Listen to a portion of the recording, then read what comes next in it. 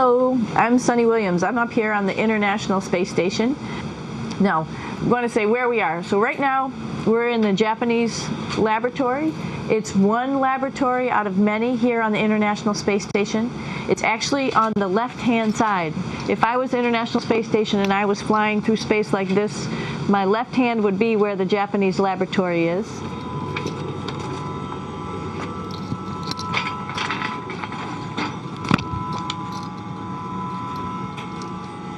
So now again, we're on the right-hand side, all the way on the right of the International Space Station. This is Columbus, the European module. It has science experiments all over. You could see it looks a little bit crowded. And here we do a lot of our medical experiments. So this is Node 2. This is a really cool module. Of course, most of these modules you'll see they have 4 sides and they're put together. That way we could sort of work on a flat plane, either a wall, a floor, another wall, or the ceiling. But you know, again, all you have to do is turn yourself and your reference changes. The reason I'm bringing that up is because this is where 4 out of 6 of us sleep. And so people always ask about sleeping in space. Do you lie down? Are you in a bed? Not really, because it doesn't matter. You don't really have the sensation of lying down. You just sit in your sleeping bag. So here's one sleep station right here. I'm going in right now. You can follow me if you want. So I'm inside. It's sort of like a little phone booth, but it's pretty comfy. I've got a sleeping bag right here that we sleep in, so we don't have sort of like a little bit of a cover. We don't fly all over the place. But you know, you can sleep in any orientation. I have it feeling like I'm standing up right now, but like you saw, I'm on the floor. But it doesn't matter if I turn over and I sleep upside down. I don't have any sensation in my head that tells me that I'm upside down, so it really doesn't matter. The sleep station is also like a little office. We've got a computer in here. As you can see, we've got a couple little toys. I've got some books. I've got some clothes and other things that make it sort of like home. I'm coming out. And just for reference, that's one sleep station. This one's another. Right here. There's one on the ceiling, if you want to call it. Right here. And then there's a 4th on the other wall over here. So all of us sleep in a little bit of a circle. All right, come on back. There's more to show you.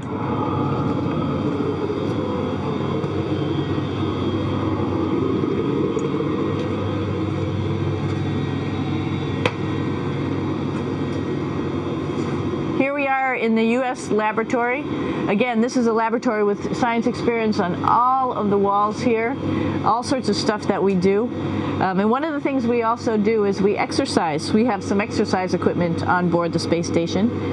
We need to do that because we lose bone density and muscle mass while we're up here, and that's a result of not having to fight against gravity.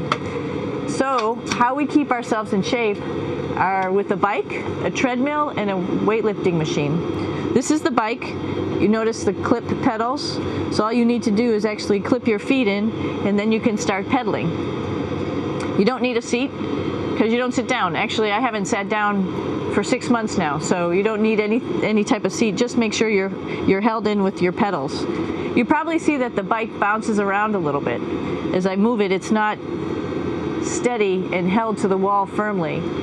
And the reason for that is the space station is pretty big. You saw that there's also solar arrays on the space station. If we start putting any forces into the space station, it's going to make those solar arrays bounce around a little bit. So to prevent that, the machines bounce around a little bit, move around a little bit. And that way we don't put any forces onto the structure of the spacecraft out to the solar arrays. All right, a little farther on. Come on.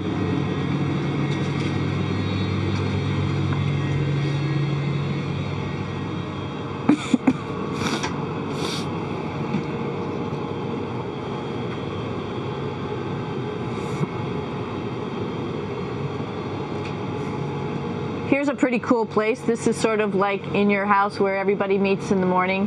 After you wash your face, brush your teeth, you want to find something for breakfast. And this is our kitchen. You might notice there's all sorts of foods here. It's like opening the refrigerator. You got all your different stuff that you want to have: drinks, meats, eggs, vegetables, cereals, bread, snacks, and that's a good place. That's where you find all the candy. Side dishes, and then some little power bars just in case. So we have all this type of food. Some of it is dehydrated, and so we have to hydrate it, fill it up with water. Some of it is already made, and then all we have to do is heat it up. So something like this, I'm pulling out barbecued beef brisket. Pretty yummy. Not only is this food made in the US, but we also have food here from Japan. We've got Russian food. As you can see, all these red containers are filled with food that's from Russia. And then we get some of our specialty stuff, some things that we like, some of our favorite stuff that your family can send up. In fact, I like fluffernutters, and so I got sent up some fluff so I could make my fluffernutter with peanut butter. So you have a lot of food up here, no problems.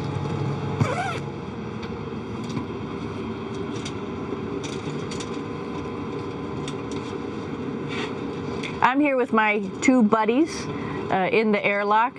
Actually, these are two spacesuits that are ready, primed up to go outside, as we call it, to go do a spacewalk in case we have to do anything outside. Some of the things we do outside are just like inside, repairs. We have a lot of electrical boxes and machinery and solar arrays, in fact, that I talked about earlier, that are outside, and sometimes they don't work quite right.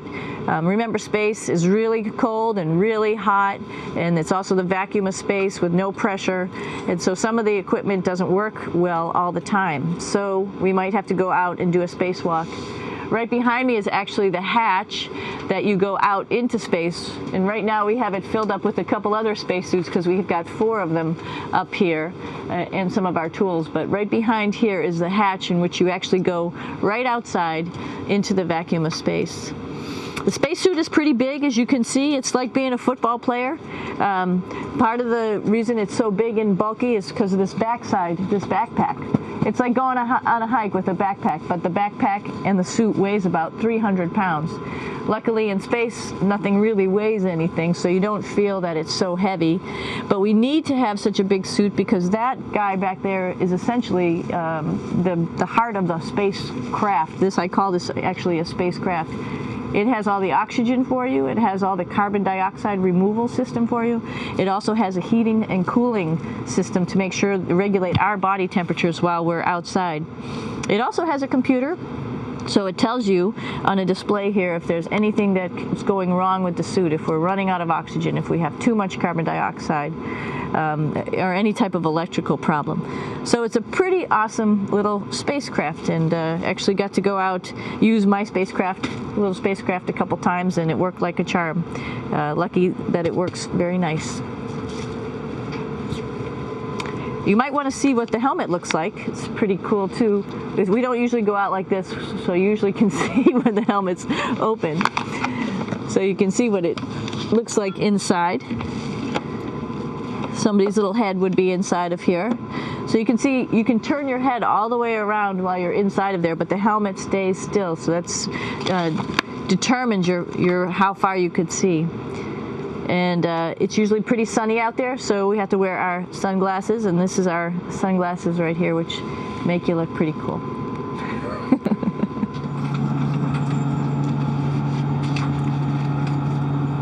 Here we are at the throne. This is awesome. You might see the little, you might have noticed the little moon on the outside. This is our orbital outhouse right here. And of course, it serves for 2 functions.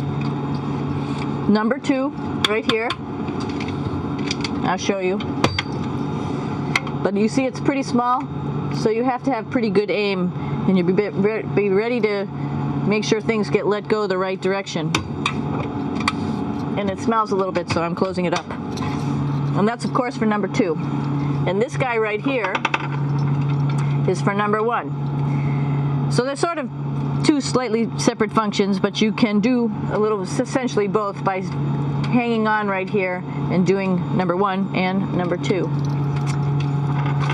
I might add it's color coded so you really don't get it mixed up, which is nice. This is yellows for number 1. And also there's a selection of paper. People always ask about toilet paper. What do you do with toilet paper? What kind of toilet paper do you have? We have gloves just because sometimes it does get messy. We have some Russian wipes, which are a little bit coarse if you like the coarse type of toilet paper. We have some nice tissues, which are nice and soft if you like soft toilet paper. We have Huggies, just for any cleanup. You know, we were all babies once, and this sort of helps. And then if things get really out of control, we have disinfectant wipes, just to make sure we clean up here. Because, you know, just like the water I showed you, the number 1 stuff can sort of go all over the place if you don't aim correctly. And did I mention both of these have a little bit of suction, so they should keep things going in the right direction. But like I said, sometimes things get a little out of control if you are out of control yourself flying around. So we have lots of protective stuff. And of course, you do have your privacy. There's a little door, so other people know that you're in there.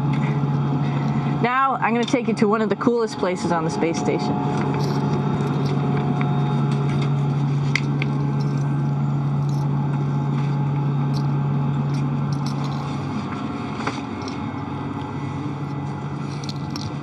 It's like a glass-bottom boat.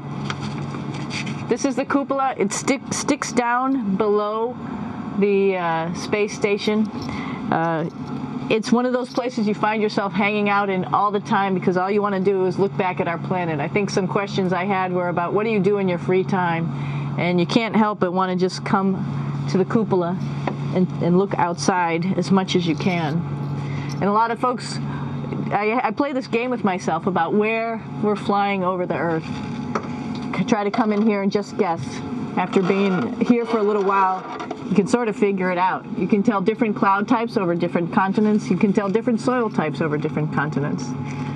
So let's see. And then, of course, there's a lot of ocean. So usually we're over the ocean at first glance. I will tell you in just a moment where we are.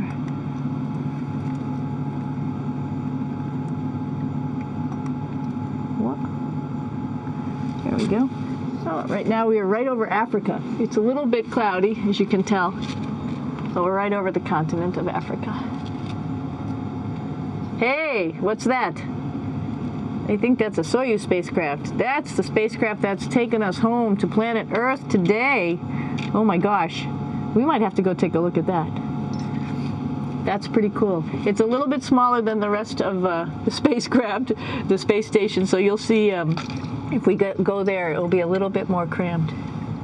But we're going, you can look all the way back to the back of the spacecraft, which is where the Russian segment is. And then you could look all the way forward to the front of the spacecraft, where the Japanese laboratory, the European laboratory, and the American laboratory. Hey, one thing I didn't show you, or I talked about but I didn't show you, was the exercise, another piece of exercise device. This is what we call the ARED. And with this, you can lift weights based on vacuum in these cylinders, just like you do at home at a gym. For example, if I wanted to do a squat, I could do it like this. Oops. I should need some weight on this thing. I'm not lifting with anything, so it's too easy. One of the cool things you could do things that you can't do at home. For example, single leg squats with just one leg, because the other leg, you won't fall over. So all sorts of stuff. You can also do bench press. We have a bench that we could add on here, so you can work on your beach muscles. All right. I showed you the Soyuz. Let's go check it out.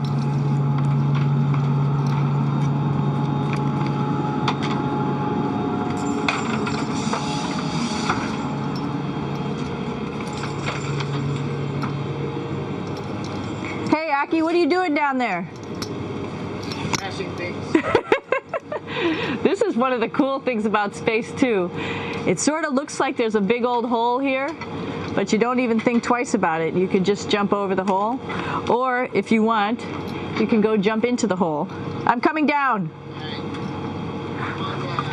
Woo!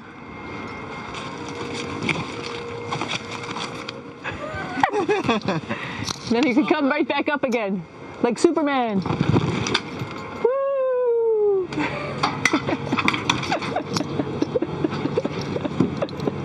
We're lucky we have a really cool big space station that you can fly around in. That's actually called the PMM. You might have saw it out the window. It's a big silver canister. What's really great about that is it's essentially our closet in our pantry or whatever you want to call it. We have extra food down there, we have extra clothes, we actually throw the trash out down there.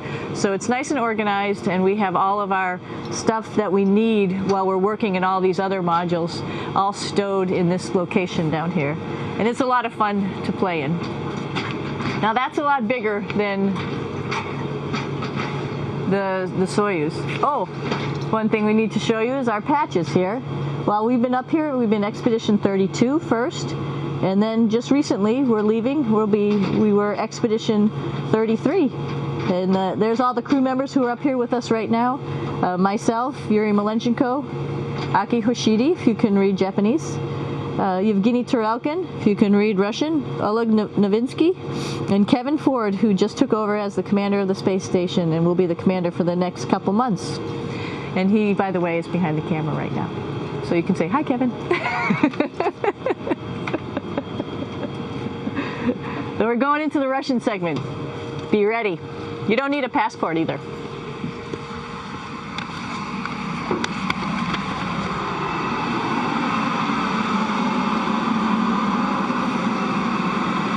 It goes a lot farther back than this. We'll go take a trip and say hello to the boys down there in just a minute. Well, let's do that first, actually, and then we'll go down to the Soyuz at the very end. This is Yevgeny. Hi. Doing a little tour.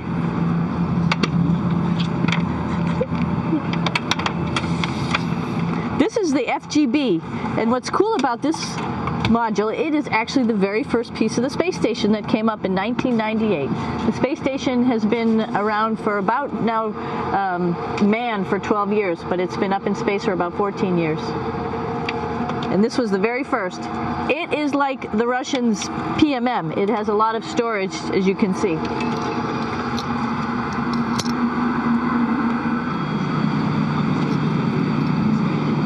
So here we are in the heart of the space station, really. This is the service module. This is the central post. In case we had any problems, I know a couple of the questions were about what type of things do you have to worry about. And some of the things we have to worry about in space are fire.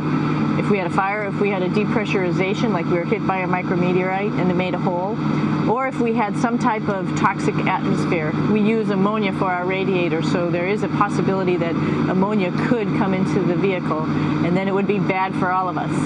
If we have any of those problems, we come right here, which we call the central post. It is the main heart of the space station. It was also the first computers that came up here that ran the space station. And so behind this wall right here are these main computers.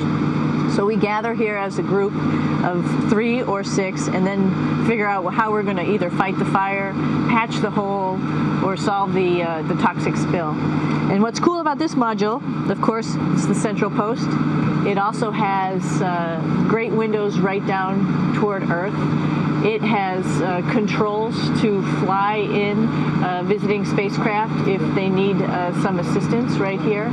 It has Russian computers as well as American computers to help us control anything we need to on the space station. It's a couple of our crewmates back there, Oleg Novinsky on the right and Yuri Malenchenko on the left.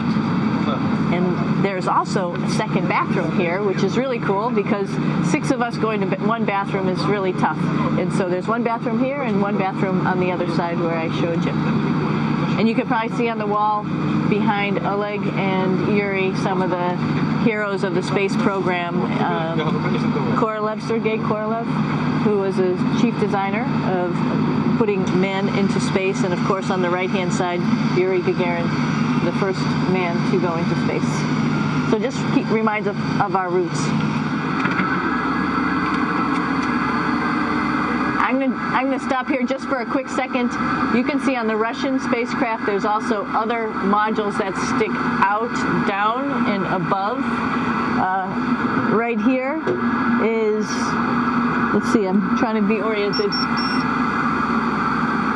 That's a place where we do spacewalks from for the Russian side. There's Russian spacesuits in here, and also a visiting vehicle which brought fruits and vegetables and becomes a trash container when we undock. Up on this side is also a future place where they're going to do spacewalks from, and connected to it is Kevin's, Oleg's, and Yevgeny's Soyuz spacecraft. And now let's go see ours. О, извините, No problem. это пробка.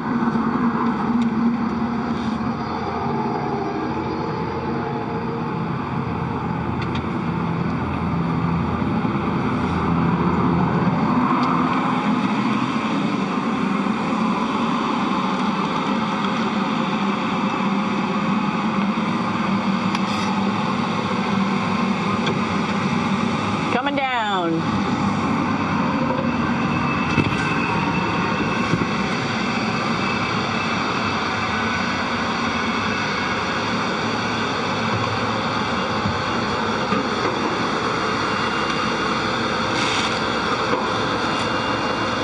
It's a little tricky getting in here.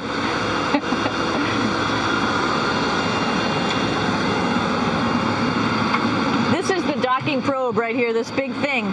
This helps us connect to the spacecraft. This probe actually sticks into this cone, and that's how the spacecraft, our Soyuz, becomes connected to the ISS initially. That is then replaced by clamps, which are around here, that will allow the two spacecraft to be stuck together. And then you can remove the probe and the cone.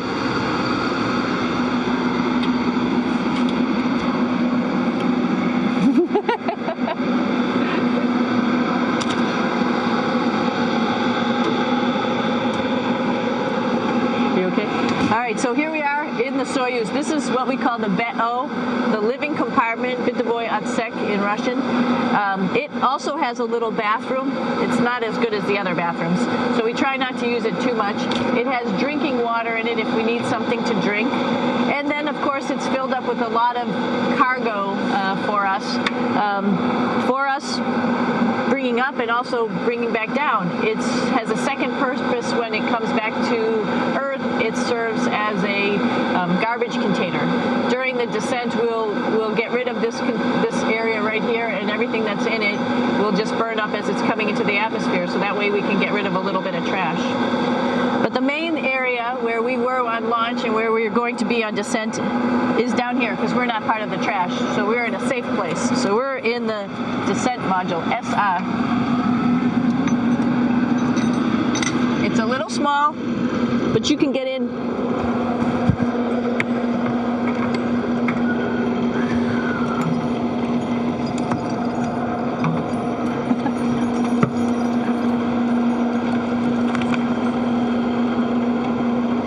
Not sure how well you could see in here.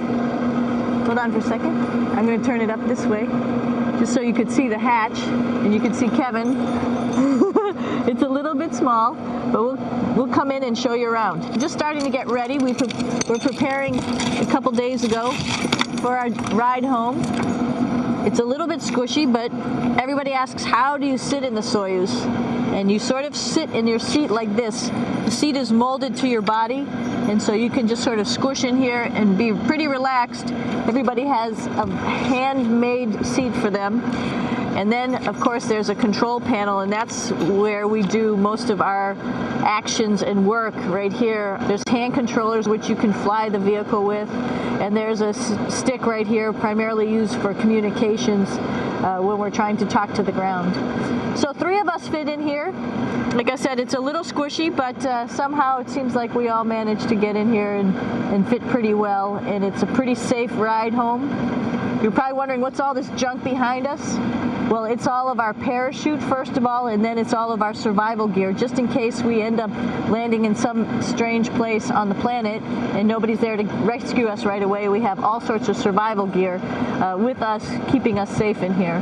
So they've pretty much thought of everything. And we'll be home on the planet within the next 12 hours. Pretty shocking.